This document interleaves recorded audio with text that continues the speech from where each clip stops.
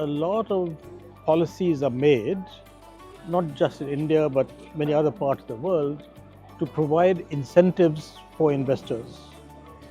My own view and observation is that if governance and policy stability is present and investors see the value of a market and also the kind of inputs that are available in a country, whether they be infrastructure in terms of power availability, water availability, transportation, etc., and also relative potential for making, obviously, profits, then investors will come. To my mind, giving incentives is a mug's game, because what happens is that basically either different countries compete to give incentives or say different states in the country to give incentives.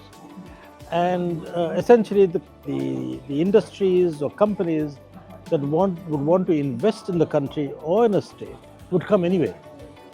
And so that's a waste of money. I think one of the biggest things that Rajasthan ought to emphasize is that as far as I can recall, it has been a haven of peace and stability for the longest of time that I can remember. It also has a significant number of relatively good cities and towns. Third, of course, what is most well known for is tourism. And I have watched that since I was a kid going to school here.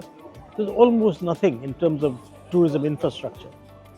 And then, as it happens, many of my schoolmates, because they were mostly from Rajasthani royal families, that once the privy purse was abolished, they had to find ways to get a living.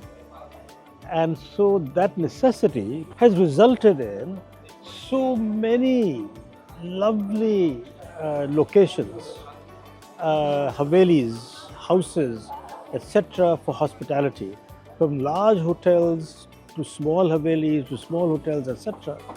And the point of mentioning that in this context is that if anyone invests here, that is the infrastructure that has become available. So if you invest here in whatever activity that you think is going to be productive, that basic infrastructure is available.